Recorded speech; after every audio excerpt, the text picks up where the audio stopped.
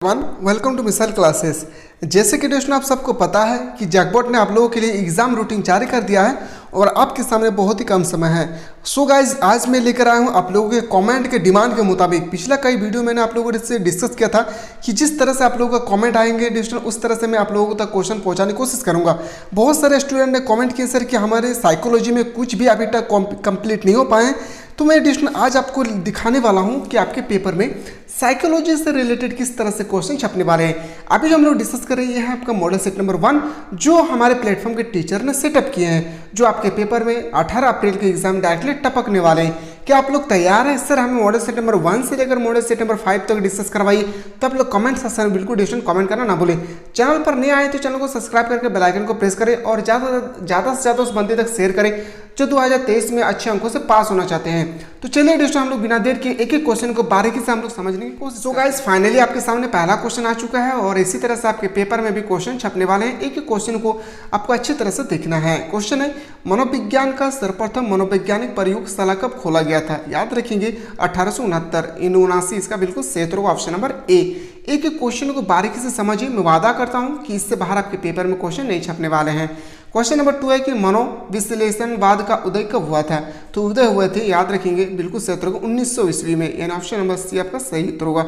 अगला क्वेश्चन पे चलते हैं। सो गाइस वीडियो देखने के बाद आप लोगों को थोड़ा सा भी अच्छा फील हो तो लाइक करें, क्योंकि आप लोगों के लिए दोस्तों बहुत ही मेहनत करें ताकि आप लोग अच्छे अंकों से पास होकर अपने माँ बाप का नाम रोशन कर सकते हैं। झारखंड में सर्वप्रथम मनोवैज्ञानिक विभाग का कहाँ खोला गया था? बहुत इंपॉर्टेंट क्वेश्चन है, याद रखेंगे रांची में, रांची रिम्स में, यानी ऑप्शन नंबर सी आपका सही उत्तर होगा।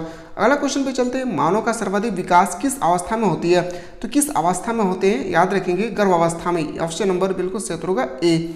अगला प्रश्न पे चलते हैं। अगला क्वेश्चन है बच्चों का पूर्व पाठशाली अवस्था कब से कब तक मानी जाती है?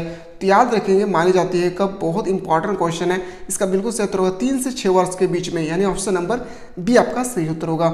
सो गाइस आप लोग चाहते हैं कि सर इस तरह से हम लोगों को हर एक मॉडल सेट प्रोवाइड करें हर एक सब्जेक्ट के लिए, तो आप लोग कमेंट सेक्शन में बिल्कुल कमेंट करना ना बोले। अवधान के कितने प्रकार है? जो अवधान है वह कितने प्रकार की होगी? तो याद रखेंगे 2 प्रकार, ऑप्शन नंबर सी आपका सही उत्तर होगा। अगला क्वेश्चन पे चलते हैं। नेक्स्ट क्वेश्चन है क्वेश्चन नंबर 7।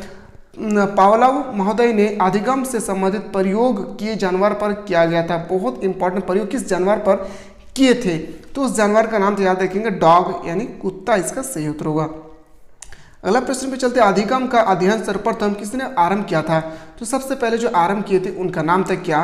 पावलोव, याद रखिएगा ऑप्शन नंबर ए आपका सही उत्तर होगा। अगला क्वेश्चन है क्वेश्चन नंबर नेक्स्ट आपके सामने। विकासात्मक मनोवैज्ञानिक में बच्चों का अध्ययन कब से आरंभ हुआ था? तो याद रखेंगे कब से आरंभ हुआ था, ऑप्शन नंबर ए गर्भावस्था, यानी ऑप्शन नंबर बिल्कुल सही उत्तर होगा ए। अगला क्वेश्चन पे चलते हैं। नेक्स्ट क्वेश्चन है क्वेश्चन नंबर 10। विकासात्मक मनोवैज्ञानिक की उपयोगिता निम्नलिखित में किसके लिए किए गए हैं? तो याद रखेंगे डेवलपमेंट के बारे में आपसे पूछा गया है, तो उपयुक्त सभी बच्चों की शिक्षा के लिए, माता पिता के लिए, ऑप्शन नंबर डी आपका करेक्ट आंसर होगा। अगला प्रश्न पे चलते हैं। आपके जो साइकोलॉजी और मनोवैज्ञानिक, इसमें आपको इसी तरह से क्वेश्चन छपने वाले हैं। जन्म के समय शिशुओं में कौन सी संवेदनीय क्षमता रहती है? याद रखेंगे कौन सी क्षमता रहती है? दृष्टि, यानी ऑप्शन नंबर ये आपका सही उत्तर होगा। अगला क्वेश्चन पे चलते हैं। मानव मन की सक्रिय रचना की खोज किसने किया था? तो याद रखेंगे किसने किया था? पियाजे ने, यानी ऑप्शन नंबर बिल्कुल सही उत्तर होगा डी। अगला क्वेश्चन पे चलते हैं।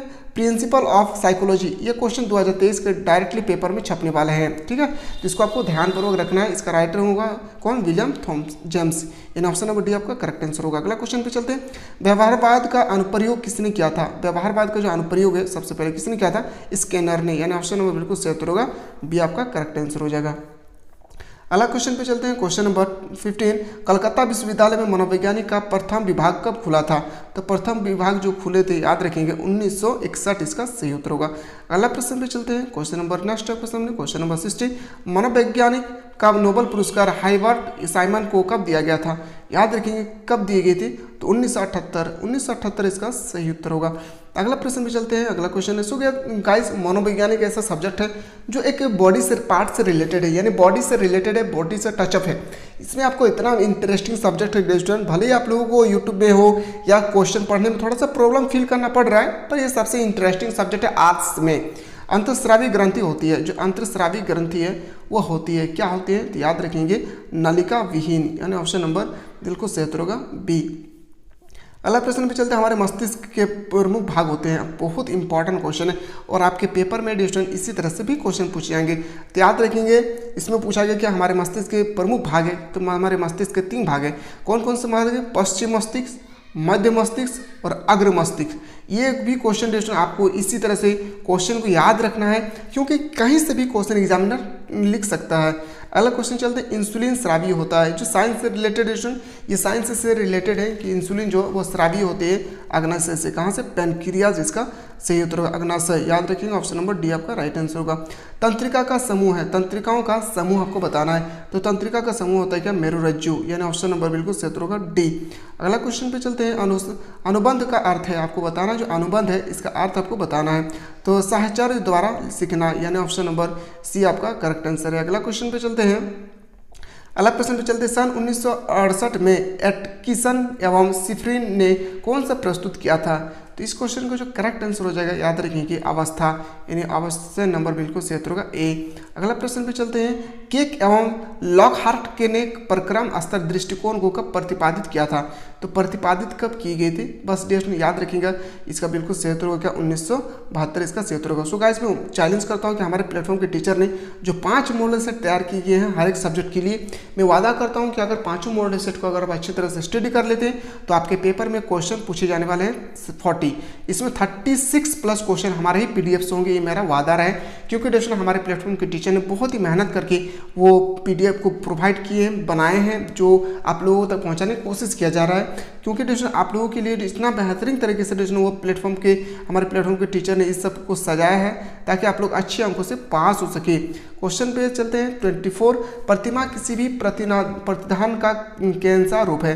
तो याद रखेंगे कैसा रूप होगी इस क्वेश्चन का जो करेक्ट आंसर होगी स्थूल, यानी ऑप्शन नंबर बी आपका सही उत्तर होगा। अगला क्वेश्चन पे चलते हैं। विस्मरण को किसने नकारात्मक धारण माना? तो किसने नकारात्मक धारण माना था? गेलहार्ड। क्या होगी? गेलहार्ड इसका सही उत्तर होगा। अगला प्रश्न पे चलते हैं कि धारणा की जांच किस आधार पर होती है? जो धारणा है उसकी जांच किस आधार पर होती है? तो याद रखेंगे प्रत्याहन एवं प्रतिविज्ञान, यानी ऑप्शन नंबर सी आपका सही उत्तर होगा। अगला प्रश्न पे चलते हैं। अगला क्वेश्चन है। प्रत्याहन जब शून्य स्तर पर पहुंचता है तब उसे कहते हैं, तो उसे क्या कहते हैं? याद रखेंगे विस्मरण, यानी ऑप्शन नंबर बिल्कुल सही उत्तर होगा बी। अगला क्वेश्चन पे चलते हैं। इबिंगहास ने अपना प्रयोग किस पर किया था? तो इबिंगहास ने अपना प्रयोग जो किए थे याद रखेंगे स्वयं पर किए थे, यानी ऑप्शन नंबर बिल्कुल डी का सही उत्तर होगा। अगला क्वेश्चन भी आप लोग चाहते हैं कि सर हमें इसी तरह से साइकोलॉजी का सेट नंबर 1 से लेकर सेट नंबर 5 तक डिस्कस करवाइए, तो आप लोग कमेंट सेक्शन में बिल्कुल इसमें कमेंट करना ना भूलें। मैं आप लोगों तक कोशिश करूंगा वो क्वेश्चन प्रोवाइड करने की जो आपके पेपर में 2023 के एग्जाम में डायरेक्टली छपने वाले हैं। तो बिल्कुल इसमें आप लोग कमेंट सेक्शन में बिल्कुल इसमें कमेंट करना ना पड़े। क्वेश्चन है क्वेश्चन नंबर 29। फ्रॉड के अनुसार विस्मरण का प्रमुख कारण क्या है? तो विस्मरण जो थे उसका प्रमुख कारण जो है याद रखेंगे क्या होगी? दमन, यानी ऑप्शन नंबर बी आपका सही उत्तर होगा। अगला क्वेश्चन पे चलते हैं। इनमें कौन आंतरिक मानसिक प्रक्रिया है? इसमें आपको बताना है कि आंतरिक मानसिक प्रक्रिया कौन है, तो याद रखेंगे चिंतन। क्या होगी? चिंतन इसका सही उत्तर होगा। अगला प्रश्न पे चलते हैं। भाषा का विकास मुख्यतः कितने वर्ष उम्र में होती है? बहुत इंपॉर्टेंट क्वेश्चन है दोस्तों। इस क्वेश्चन का जो बिल्कुल सही उत्तर होगा सी, 3 वर्ष में, ऑप्शन नंबर सी आपका करेक्ट आंसर होगा। अगला क्वेश्चन पे चिंतन के क्षेत्र में सबसे पुराना सिद्धांत कौन सी है? तो चिंतन के क्षेत्र में सबसे पुराना सिद्धांत है केंद्रीय, यानी याद रखें सेंट्रल इसका सही उत्तर होगा। अगला क्वेश्चन पे चलते हैं। चिंतन को किसने संवेदनशीलनात्मक माना है? तो किसने माना था? याद रखेंगे विल्हेम बूट ने, ऑप्शन नंबर बिल्कुल सही उत्तर होगा ए। अगला क्वेश्चन पे चलते हैं। समस्या समाधान ऐसे चिंतन है जो निर्दिष्ट करता है। क्या निर्दिष्ट करता है? तो याद रखेंगे इसका बिल्कुल सही होगा लक्ष्य को, यानी ऑप्शन नंबर डी आपका राइट आंसर है। अगला प्रश्न पे चलते हैं। मानव संस्कृति की महत्वपूर्ण उपलब्धियां क्या है? मानव संस्कृति की मानव उपलब्धियां जो है भाषा का विकास, यानी ऑप्शन नंबर ए आपका सही उत्तर होगा। अगला क्वेश्चन पे चलते हैं। आवंटू ग्रंथि कहाँ अवस्थित है? बहुत इंपॉर्टेंट क्वेश्चन आपके पेपर में डायरेक्टली छपने वाले हैं कि आवंटू ग्रंथि जो है कहाँ अवस्थित होती है? गला में। कहाँ पे? गला इसका सही उत्तर होगा। अगला प्रश्न पे चलते हैं। अगला क्वेश्चन है क्वेश्चन नंबर 37। पूछा गया क्वेश्चन आपसे कि जिस वस्तुनिष्ठ प्रेषक में प्रक्षेपक उस उपहार व्यवहार को स्वयं करता है जिसका अध्ययन किया जाता है उसे क्या कहते हैं? तो उसे हम लोग बोलते हैं, याद रखेंगे सहभागी परीक्षण, यानी ऑप्शन नंबर बिल्कुल सही उत्तर होगा ए। अगला प्रश्न पे चलते हैं। Question number 38। जिस पर प्रयोग किया जाता है उसे क्या कहते हैं? जिस पर प्रयोग करते हैं उससे हम लोग बोलते हैं, याद रखेंगे प्रयोजयी, यानी ऑप्शन नंबर सही उत्तर होगा ए। आपके पेपर में हूबहू इसी तरह से क्वेश्चन छपने वाले हैं, इससे बाहर एक भी प्रश्न नहीं पूछे जाने आने वाले। बस आंखें बंद करके हमारे प्लेटफॉर्म के टीचर ने जो 5 मॉडल सेट प्रोवाइड किए आप लोगों के लिए, उन 5 मॉडल सेट को आपको अच्छी तरह से कर लेना है। व्यवहार कितने प्रकार के होते हैं आपको बताना, जो व्यवहार है वो कितने प्रकार के होते हैं, 2 प्रकार के होते हैं। और मनोविश्लेषण की नींव किसने डाली थी, जो मनोविश्लेषण है इसकी नींव किसने डाली थी, याद रखेंगे किसने डाला था, फ्रायड ने। ऑप्शन नंबर ए आपका करेक्ट आंसर होगा। सो गाइस अभी जो हम लोग डिस्कस किए आपका मॉडल सेट नंबर 1 था साइकोलॉजी का। आप लोग चाहते हैं कि सर इसी तरह से हम लोगों को 5 मॉडल सेट तक प्रोवाइड करें, तो आप लोग कमेंट सेक्शन में वीडियो को डिस्क्रिप्शन में कमेंट करना ना भूले। तो चलिए एक न्यू वीडियो में हम लोग मिलते हैं, तब तक के लिए जय हिंद, जय भारत, वंदे मातरम।